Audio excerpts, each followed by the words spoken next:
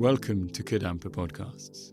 These podcasts offer practical solutions to daily challenges and help guide us to a happier and more peaceful state of mind. In each episode, you will find an extract from a teaching given by one of various Kadampa Buddhist teachers worldwide. All these teachings are inspired by the profound wisdom of Venerable Geshe Kelsang Gyatso Rinpoche, a Buddhist master for our time. We hope you enjoy listening. Seeking, finding, holding, remaining. This is like steps in meditation. So seeking means that when you sit down to meditate, you first need to seek out what you're going to meditate upon. Seek the object of meditation. Because if you don't know what you're meditating on, how can you meditate? We're just going to be thinking of stuff, but our mind is not landing on anything. So we're going to take a visualization as an example, and Geshe Kelsang Gyatso often uses this as an object of training in concentration because it's very blessed, and that is the visual form of a Buddha. It's a very blessed image, and it makes our mind peaceful, hopefully. Here's one we prepared earlier, right in the center of our shrine cabinet. We have a beautiful statue, and just observing that, I think, evokes a feeling of peace within us. So visualization is a mental image, isn't it? If I asked you to close your eyes and think of your mother or your father or a member of your family, you can have a visual image of that person. They're not appearing to any of your sense awarenesses. You can't see them with your eyes, right? Maybe unless they're here, or hear them. But in your mind's eye, you can see them. And if I said, imagine your friend talking to you, you can hear their voice, can't you? You can imagine the sound of their voice. So here we are using visualization and imagination. And how we do this is, first of all, spend a few minutes just looking at a picture of Buddha or a statue of Buddha, just a few minutes, and trying to observe the main features or characteristics of Buddha's form. So if I said to you, okay, I'm going to give you 2 minutes to look at the statue, and then you're going to visualize it, you'll be like, okay. And you'll be thinking, okay, what does his head look like? How is he sat? He's got the bowl. What is his right hand doing? So you're kind of looking at the image with a view to recreate that in your mind. Of course, we can't remember everything to begin with. That comes with a bit of familiarity, but you can get a general sense of the form. So then we close our eyes and spend just a minute or so trying to build what we call a rough mental perception or a rough mental image of the form of Buddha. And when we have created or generated that rough mental image, then we have found the object of meditation. We've reached the second of the 4 steps, finding the object of meditation. So some people think visualization, I can't visualize, but when we bring to mind like somebody you're familiar with, like a parent or a brother or a sister or a child, then probably you can visualize them quite clearly, because through the power of familiarity, someone you know very well, when you bring them to mind, you can have a clearer visualization of them. And visualization itself is something we can improve. When we dream, I think we have perfect visualization. Dreams are mentally created, aren't they? And when we're in dreams, they're actually very clear. Maybe when we wake up in the morning and recall them, they can seem a bit fuzzy. but when we're actually in dreams, they're actually very clear. So we develop a rough mental image of the form of Buddha. Then we found the object of meditation. Now we go on to the third step. So we're the third way through already, 3 steps out of 4, which is holding the object of meditation. So how do you think you hold it? What word comes to mind when you're holding the object of meditation? What part of your mind is responsible for holding on to the object of meditation? Do you have one? Concentration, yeah, that's concentrating. So when our concentration is functioning, it serves to keep the mind single-pointed on the visualization without distraction. So we're very concentrated. There's another part of our mind that functions to remember what we're focusing on. Anybody think about that? What that could be? What part of our mind remembers what we're focusing on? Nobody can't remember? Mindfulness? Has anyone heard that word occasionally? Mindfulness. So that's the part of your mind. It's the main muscle behind meditation. It is what enables us to remember our object of meditation. So just as I hold on to this glass with my hand, we can say with the hand of mindfulness, we can hold on, we can remember our objects of meditation without distraction.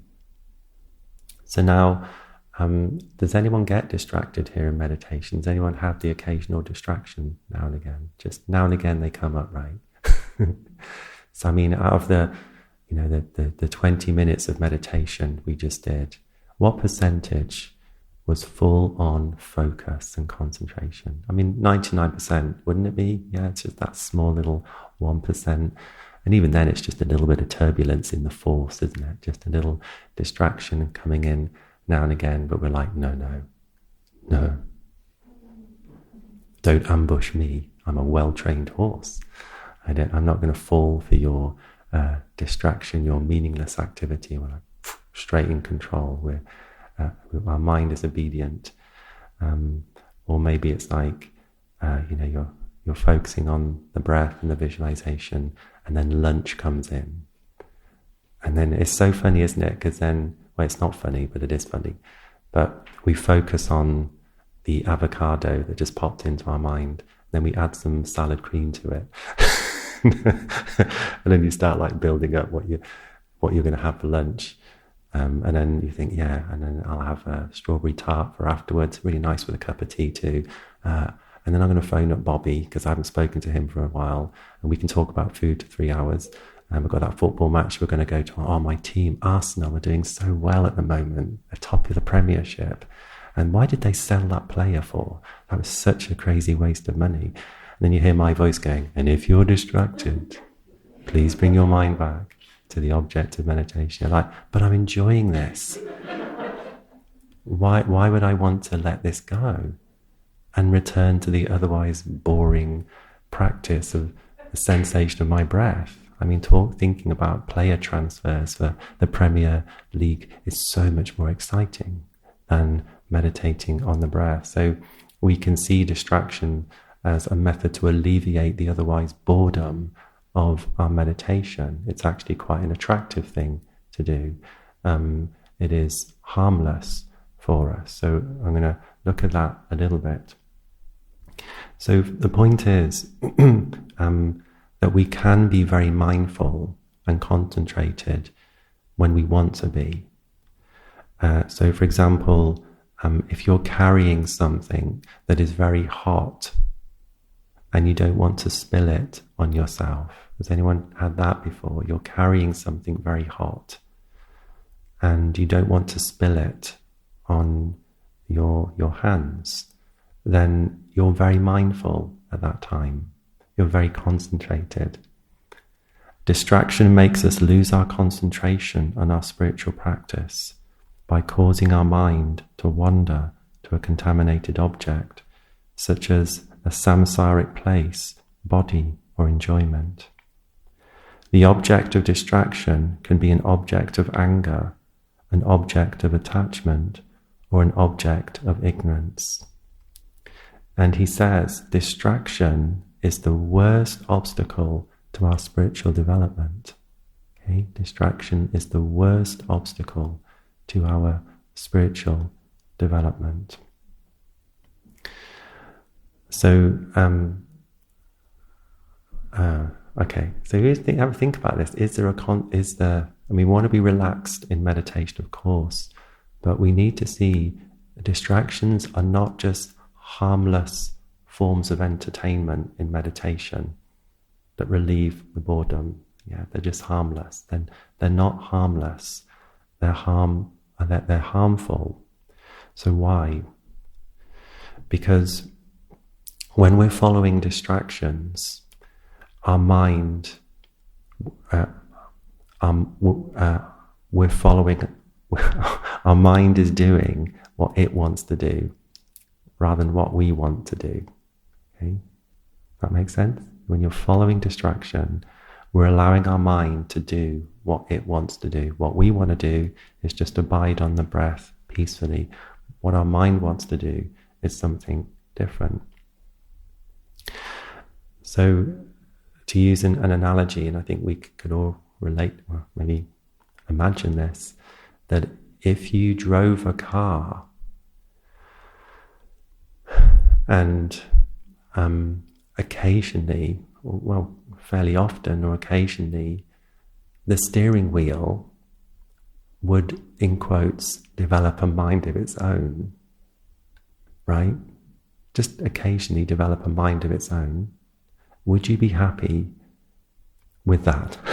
Right? Would you be happy with that? Would you think, oh, that's just a harmless little limitation of my car, right? Just I'll put up with it. You'd be, oh my gosh. It would be so scary, wouldn't it, if I said to you, you're going to go home and at some point the steering wheel is going to develop a mind of its own. And none of us could jump in a car. Imagine you've got a highway trip back with your kids in the back. No way. That's not harmless. Okay, that uncontrolled feature that my car occasionally manifests is not acceptable, because it's a liability for me and it's a liability for other people. There's a danger associated with that. That's parallel to our mind, because we want to stay in the driving seat of our mind all the time. But if we don't have control over our mind, then occasionally, and maybe more occasionally than we would like, our mind takes control of us. And it takes us to places we don't want to go. Like, does anyone here love getting depressed? Don't you just love that? And when depression arises in the mind, maybe it does occasionally, when it pops up in this mind and you get this option saying, you're about to get depressed, press yes to continue or no to cancel. Does anyone get that? Little nice box that comes up. And you're like, oh, I'll cancel that because I'm in control. You're about to lose the plot, get angry with someone, a little window pops up in your mind. You're about to punch this person's lights out. Press yes to continue and no to cancel. We're no, thank you, I'm good. We just get stressed. You can see how our mind takes us to places we don't want to go. It's not like we choose to go to those places. It's horrible. Like, I'm getting down here, I'm getting depressed, but it's like I can't stop this tendency. My mind is taking me down a path I don't want to go. It's this untrained horse that's taking me into this depression, taking me into this stress, but I find it so hard not to follow that, even though it harms me and harms other person. So if we're following distraction, we're training in an uncontrolled mind. You can think of it that way around. So when you're sitting down, you're doing breathing meditation, you're following distraction, you're thinking this is harmless. What you're doing is training in an uncontrolled mind. And you're increasing your mind's potential to go off the rails in daily life. You're increasing the mind's potential to develop a steering wheel that does its own thing, which is dangerous. It's harmful. It's dangerous for us and dangerous for other people. So when distractions come up, we need to think, this is not harmless. This is not just a harmless sideshow that my mind has created to entertain me whilst we just get through this breathing meditation so that I can listen to the class part and get home or get to lunch or whatever it is. This distraction is harmful. Okay, it is the worst obstacle to my spiritual practice. I shouldn't indulge it. I shouldn't follow this distraction. So I just think if we see our distractions as harmful, then just like when you're punching in that passcode on the final attempt of your bank, when you meditate, you are also going to be very concentrated, because you don't want to have a distracted mind. You want to experience the benefits of meditation. So when we create the mental image of Buddha, which we'll do in a minute, we use our mindfulness to remember the visualization. So we hold on, using our mindfulness, to the visualization of Buddha. And then there's a part of our mind, one more thing, it's called alertness. And alertness is the part of your mind when you're meditating that becomes aware that you have become distracted or that you're starting to fall asleep. Okay, they're the two ways in which we go, isn't it? Falling asleep or excited. Yeah. Nodding donkey or mentally excited. I think Buddhist meditation should have their own special insurance. It's whiplash insurance. This, come on with this. And get, my neck's aching. It's okay, you're insured. There's the injuries. It's the two ways which we go. So when you meditate, we always stay alert.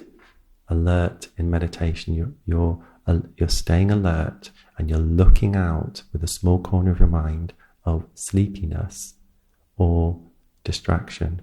Because if you have become distracted, you need to become aware of that. So I'm just going to read an analogy that Geshe Kelsang Gyatso gives on how we use our alertness in meditation. So he says, the way to use alertness can be understood by the following analogy. If we are walking along a road carrying a lot of money, we might become aware, and we become aware of someone following us who may be a thief. We will proceed cautiously. Would you proceed cautiously? You got a big carrier bag full of money, but then there's someone behind you. Okay. So you're walking along the road. We proceed cautiously. Our main attention on the road ahead, but out of the corner of our eye, checking regularly to see what this person is doing. So have you ever done that? Like observe something from the corner of your eye rather than turning towards and fully facing. Maybe when you're talking to someone and you're desperately wanting to look at what time it is, but you don't want to look rude. What do? You're like, okay. The main part of your focus is on them. The small corner of your mind, you're thinking, 1:15, I need to go now. So a small corner of your eye, checking regularly to see what this person is doing. In a similar way, when we are training in concentration, our main mind should be on our object, but part of our mind should be watching out for sinking and excitement. This surveillance needs to be conducted very smoothly so that it does not disrupt our concentration. Just as a person who is being followed by a suspected thief does not suddenly stop in his tracks and stare straight into the face of his follower, so while we are meditating, we should check inconspicuously, glancing with part of our mind, but never abandoning our concentration. Spies complete their task by just checking and reporting what they know. They do not actually take up arms. Once they have given their information to their commanding officer, the army is sent to eliminate the danger. In a similar way, alertness counters mental sinking and mental excitement by warning us that these faults are developing and urging us to apply the direct opponents. So just saying, keep a little watch while you're meditating, looking out for distraction. If you become aware of them, bring your mind back to the object of meditation. Eventually we will be able to hold on to the object for 5 minutes, and that completes seeking, finding, holding, and remaining. If you feel inspired by this podcast, then dive deeper into timeless wisdom of modern Kadampa Buddhism by following the link in the episode description. We look forward to reconnecting with you in the next episode of Kadampa Podcasts.